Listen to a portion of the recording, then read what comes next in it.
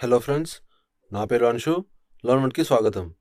ఈరోజు సెషన్లో మనం ఆర్ట్ బోర్డ్ గురించి తెలుసుకుందాం. దాన్ని ఎక్కడ ఎలా వాడాలి. ఇప్పుడు ఇక్కడ టూల్స్లో మూవ్ టూల్తో పాటు మనకి ఆర్ట్ బోర్డ్ అనే ఒక టూల్ కూడా ఉంటుంది. ఇప్పుడు ఈ ఆర్ట్ బోర్డ్ టూల్ వల్ల మనకి యూజ్ ఏంటి? మనం ఇంతకుముందు న్యూ నుంచి కొత్త పేజ్ ఓపెన్ చేసినప్పుడు ఆ న్యూ పేజ్ని మనం ఆర్ట్ బోర్డ్ టూల్ అనొచ్చు. ఇక్కడ ఆ ఆర్ట్ బోర్డ్ టూల్ వాడి మనం ఒక కొత్త ఆర్ట్ బోర్డ్ని మనకి నచ్చిన సైజులో చేసుకోవచ్చు.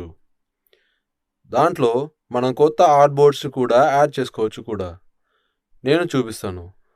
మీరు ఇక్కడ క్లిక్ చేసి అలాగే డ్రాగ్ చేయాలి. మీరు డ్రాగ్ చేసేటప్పుడు మీకు దాని హైట్ ఇంకా విడ్త్ బయట కనపడుతుంది. ఇక్కడ నాకు ఏం చూపిస్తుంది? విడ్త్ వచ్చేసి 4.733 ఇంచెస్ అని, ఇంకా హైట్ వచ్చేసి 2.813 ఇంచెస్ అని. సరేనా? నేను విడ్త్ని 5 ఇంచెస్కి, నా హైట్ని 2.893 ఇంచెస్కి మారుస్తాను.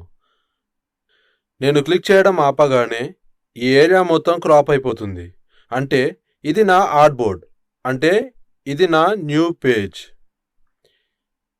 ఇందులో మీరు చూడొచ్చు 4 వైపులా ఒక ప్లస్ సైన్ అనేది ఉంటుంది.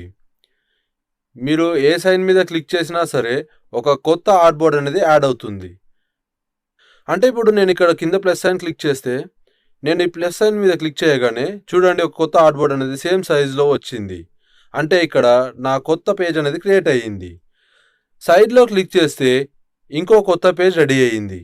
దీని అర్థం మనం ఒకేసారి ఒకటి కంటే ఎక్కువ ఆర్ట్ బోర్డులు యూజ్ చేయవచ్చు.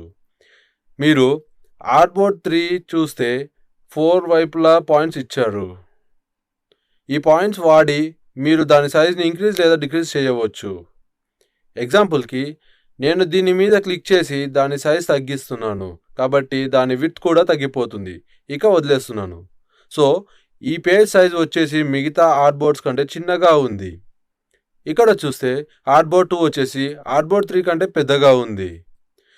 ఇప్పుడు నేను అప్పర్ ప్లస్ సైన్ క్లిక్ చేస్తే సేమ్ స్మాల్ సైజ్లో 4th ఆర్ట్ బోర్డ్ క్రియేట్ అవుతుంది.